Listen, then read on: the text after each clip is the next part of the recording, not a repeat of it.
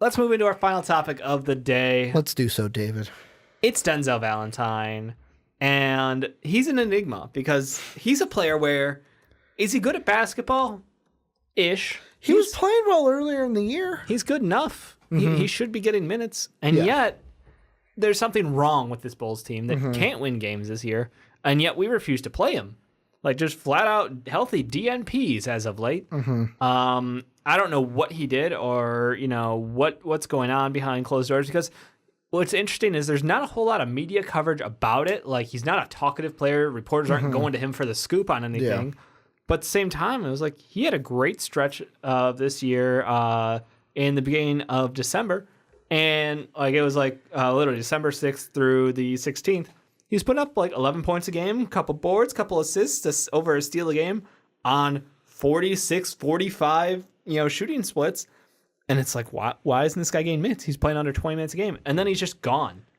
And for someone who can move the ball as well as he can, I get it. He's not athletic, but I'm at a loss for why the Bulls don't actually want to use him, even if it's just to up his trade value. So here's the problem, and I got two quotes for you. First off, first one coming from our man Jim Boylan. Woo! I love the Boyles. God, I hate Jim Boylan. Like, if we ever had him on the podcast, I could not be on the podcast, Dave. I would just ask him so many questions. If we have Jim Boylan on the podcast, I am recusing myself. I like it from that podcast because I couldn't control my anger. For him. And these are two quotes from him. Sure. Well, I don't expect him to be happy about not playing. My expectation for him is to stay ready and, when called upon, try and produce and try to help us win. That's what it's about. Next quote by him. Everybody has a choice on how they react to things. Their behavior to the situation. He's a pro. I expect him to be a pro. He's been great so far. He works, he cares, and his job is to stay ready. I think he will. What did Valentine have to say? He said, I'm definitely not happy about it. I'm a competitor. I want to play. I want to be productive. I want to help this team win. But that's out of my control, so I'm not about to make it me not happy every day. And the thing I sit there and I feel like I get why, because injuries now play into it, but why is a guy like Luke Cornett getting more minutes than Denzel? And I get they play different. I get why they play different positions, and that plays into it. But we have no small forwards on our team. I know. And Denzel has shown he can play small forward. Yesterday's game against the Sixers, we technically rolled out Chris Dunn at the 3 to start the game. No, it was Sato at the 3. Well, the way ESPN had it listed for me was they had Chris Dunn at the 3. It was Sato at the 1, Levine at the 2, Dunn listed 3, and then our 4 and our 5. And ESPN is wrong. The thing that this plays into more, and I know this gets a little bit away of like what should they do at Denzel Valentine, but it plays into him not playing. Can't Gar Foreman and John Paxson see that, okay, this is now the second player that has been upset with Jim Boylan and how he's running this team. The first being Thad Young, which Thad Young was like, fuck it, trade me. Like, I want out. Same thing we're looking at for Denzel. He could be on his way out because of how unhappy he is. That's a problem when two of your players are saying, hey, I'm unhappy with how things are going. Trade me. Yeah, I don't disagree, but the Bulls front office has no need to listen is the problem. Like, they're so out of tune, and Jim Boylan is so out of tune with his players that it's. I mean, those quotes I read were even out of tune. Just be ready. Just be ready, and I expect him to be, because nope.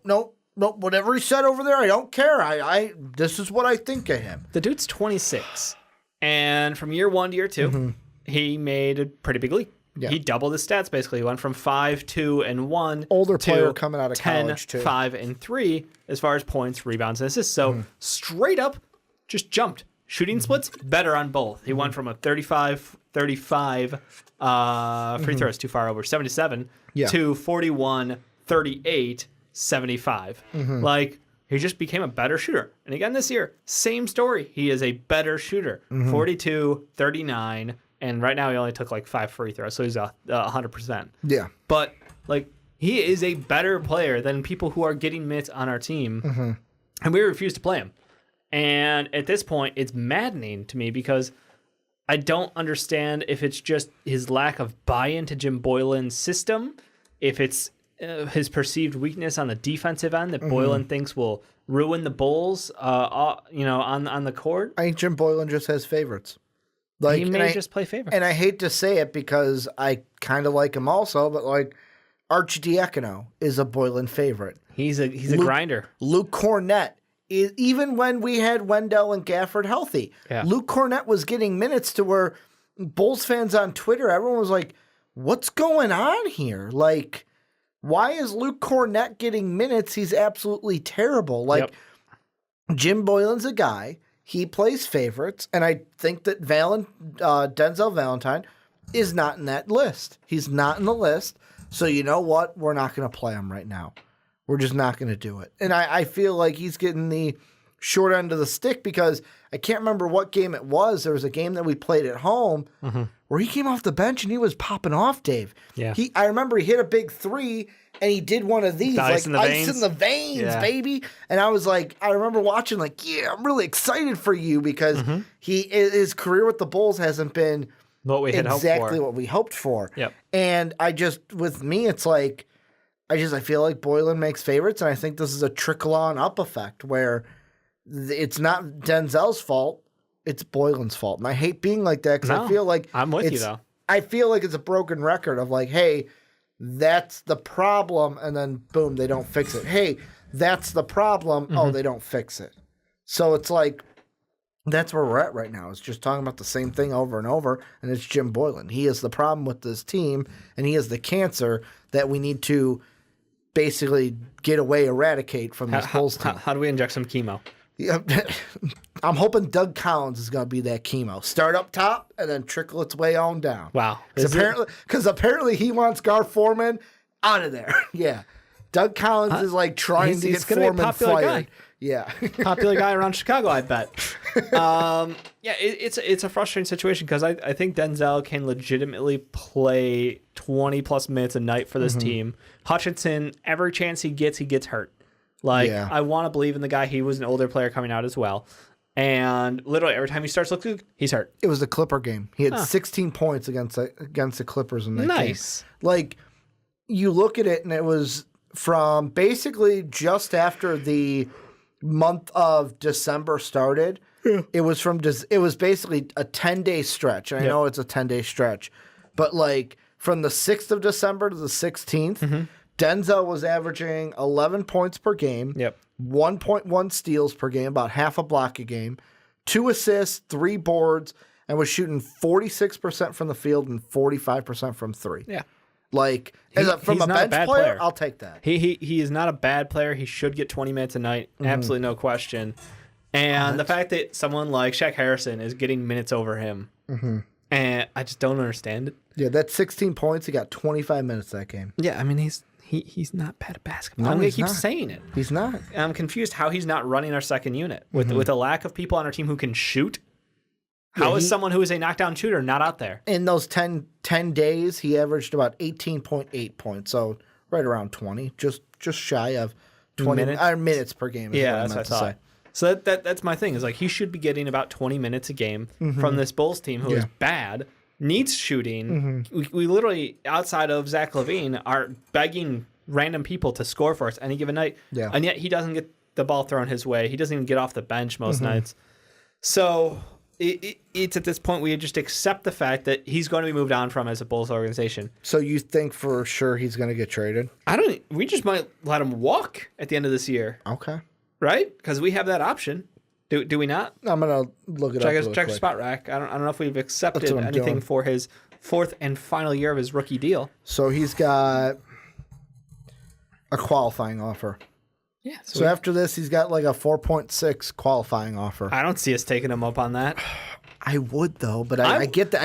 I get it. We're not Jim Boylan. I picked him as a sneaky guy who would get great minutes and look good because it's that year-over-year improvement. Technically, it was proving you right, like Chris Dunn. Yeah. Chris Dunn proved you right. Same thing. Denzel was proving you right. I think given minutes, Zach LaVine plus Denzel Valentine out there can work. It's just the fact that we keep trotting out the same couple of guys and trying to get better, and it's just not working. So at this point, is he I'm saying that we're just going to let him walk. I don't even think we're going to trade a guy who is healthy, who's able to play, who's coming into his prime. And I just think we're going to let him walk at the end of the year for nothing, and I'm just pissed already. Do you think he has a trade value out there for other teams? From what I'm seeing, and I've got 2 articles from Pippen Ain't Easy pulled up. The first one was 4 possible destinations for Denzel. I just wanted to throw them out, see what you think. First one's Brooklyn. We talked about Brooklyn, but I don't think – we talked about it on the fast break. I don't think Denzel's a guy that Kyrie is really like, yeah, I want Denzel on my team. I agree. Because he doesn't have the playoff experience, and he's not one old. Of the guys. He's 26. Philadelphia. Could the 76ers, I think he could benefit. Jake might not like it, but I think he could work well with the 76ers he as would a be bench a good unit ball guy. handler on the bench. If they don't get Alec Burks. Yep. I don't know how this affects because of the Ariza thing, but the Trailblazers are listed here. And then the Memphis Grizzlies are the other one. Yeah. So Memphis, Portland, Brooklyn, and Philadelphia.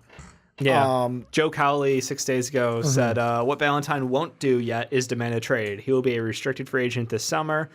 Sources have indicated the Bulls don't see him in their future. If they could package him in a trade by the deadline next month, they would jump at the opportunity. If Valentine is traded, that's one thing. But he isn't walking around and pouting about the Bulls pulling trigger on a deal. He's being a pro.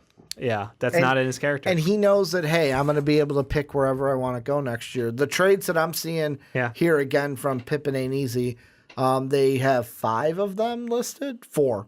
What's with these weird articles? Usually it was top 5s. Yeah. They have a trade to the Sixers, which is Denzel goes to Philly. We get Zaire in a future second. Yeah, pull trigger. Does Philly do that, though? No. That's a question. Well, again, that's if they whiff on someone better. I think Denzel's worth kicking tires. They have a straight-up deal with the Thunder. Denzel goes to the Thunder. We get Hamidou Diallo. I feel like that one, I don't know if the Thunder would do that. Are the Thunder looking to move on from Hamidou? I think they could. He's good in a rotation over there. Maybe it's just because I remember watching him in Summer League, and I've hyped watching. Denzel's by far a better offensive player. Knows how to play basketball, where Hamidou's still learning, but I think at the end of the day, Hamidou's defense, it depends what the Thunder want. They've got so many raw prospects that bringing in someone as old as Denzel Valentine might be good on a team that right now is competing for a playoff spot. The other one is with the Nuggets. We would give Denzel and a future second for Malik Beasley. 100%. Malik Beasley. We'd have to give up more than that probably, though. Malik Beasley has been somebody that's... Yes. I want to say... We fucked up by not taking triggered him. to us. Yeah, not triggered to us. Tied to us? Is that what I'm trying to say? And then the last one was package both Thaddeus and Denzel to L.A., and we get Harkless, Jerome Robinson, and Derek Walton Jr. That one's kind of sure. We don't really need Denzel for that one. We were talking about those guys, even if it was just Thaddeus. But I would do it. I guess you could package. But again, package both of them together. What do you think Jerome Robinson's going to do? Especially after Gafford and Wendell get healthy. Well, for me, Jerome Robinson's a guard. Oh, I'm thinking something else. Okay. It's what? Yeah, it's is he going to get minutes on this team? Is Jim Boylan going to magically approve of him?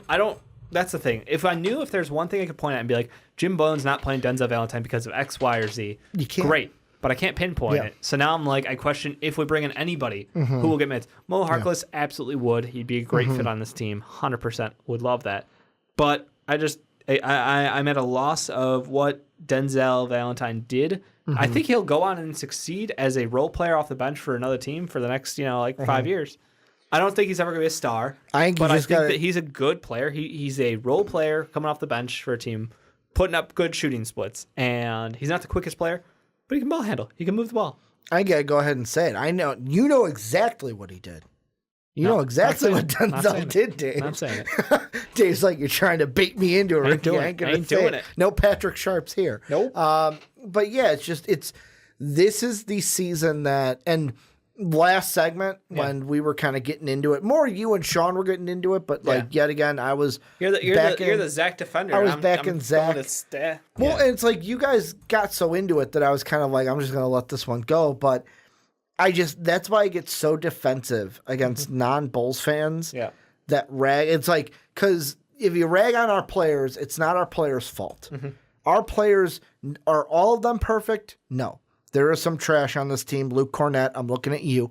And remember before the year when Luke Cornett got signed, our Discord group was like, oh, it's going to be a good pickup. He's going to be able to do this and this for the team. Like, that's not a bad one. Yes. And he hasn't, though. He hasn't looked good this year is what I'm saying. They try to play him close to the rim, and that's just idiotic. Which, yet again, could be put on, or is put on Boylan, that this team's problem is top down. Yep. It's ownership, coach. Maybe I would put coach, ownership, flip those two, put them together. Sure. Because they're all in one bag.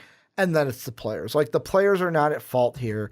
What do you expect from him? What do you expect Denzel to do? Like, the thing of like, oh, he's not going to ask for a trade. Yep. Like, yeah, he knows at the end of the year he's probably out. So why make the rest of this year a shitty experience of like, agreed. Where ownership that or not ownership, management hates them. Maybe some of the players, like there have been situations on teams where it's like you ask for a trade and like the players think you're in for yourself and not the team. I know it's a little bit different now with how individualized the NBA has become. But there may be players that don't like it that are like, hey, you know what? Just if you have to do that, do it behind closed doors. Yeah, you don't need to go kind of a thing. Everything. And it's just like it's frustrating to see this season from the Chicago Bulls, and I feel like this is a slow motion car crash that I just can't turn away from because they won't let me turn away from it. Agreed. The only thing I can think is like maybe their plans moving forward. They like Adam Makoka as like a younger version of him. Maybe. He was drafted this year. He's like 21 in the G League. He's not a bad player, but long-term project, sure. I guess that could be it. We got to watch him live in the summer league. I liked him as a second rounder, or unrestricted free pickup after the draft. But it's not anything that's gonna. Denzel help can us play down. now. Yeah. Why are we not doing this? Exactly. It frustrates me. Bulls, why are you making me hate you? Like, I love you as a team. Why are you making me wish the season was over? Because that's what the Bulls are making me wish. I had them pegged for playoffs. I don't know. This segment got real depressing. I mean, most Bulls segments get really depressing this year. True. It's kind of hard to see the light in this season. It's a rough one, Bulls fans. Hang in there, though. Like, there are some bright spots. You got Zach Lowry. If Jim Boylan decides suddenly he likes him, maybe he'll return to favor. I don't know. Lowry in my 2K franchise with the Bulls, he completely screwed me. Didn't want to come back. Oh, refused. Did not want to come back at all. Guess where he signed? Where's that? He went to play with Jimmy in Miami. That's mean. That's mean. I'm honestly holding out hope for Otto Porter still as our savior. Yeah. I don't know if that'll happen or not, but that's the only the future. Is this team going to be a playoff team? I don't probably not, but like we're technically still in it. We're there. We're technically right there. We're at the 9 seed, right? And if the Nets kind of fall out, like, let's see, where are we now? Yeah, 110-104 Pelicans from our early update. Let's see. Standings. Going to pull those up really quick. Yeah. We are 10th. Okay. So we're 22 games back. No. Brooklyn is we're not 22 games back. 17 and a half. No, of like number one. Yeah. So we're at 22 back and Brooklyn's at 17 and a half back. So 5. Yeah, so about 4.5, 5. Yeah. All right. Well, we got something to set our sights on. I wasn't going to do math live on the podcast. I know that goes, so I was just going to throw the numbers out there. I'm hoping let people do the math. Denzel Valentine gets traded or walks, gets playing time, and succeeds. I think he's got a couple of years left in him to be a professional basketball player, and I want to see him actually get the opportunity to play. I think that's where we're going to end it. I would hate it where it's like, hey, we're going to re-sign him and then not use him again. No, I mean, Jim Boylan needs to get fired. It's just a matter of time. So it's a matter of time. Bulls fans. Tell us what you guys think down below. What do you think is? Are we too high on Denzel Valentine being a bench player?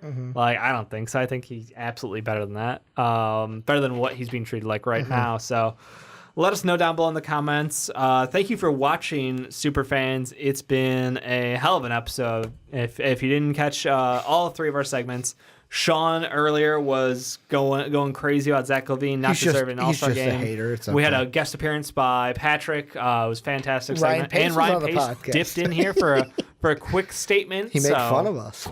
Check it out. Thank you guys so much. If you want to check us out on Twitch, if you're watching this not live, check us out on Twitch. Our full schedule's up on Twitter. Make sure to stay out there. We're usually up here on Friday or Saturday. So we'll definitely catch you guys next time. Thanks so much, everybody.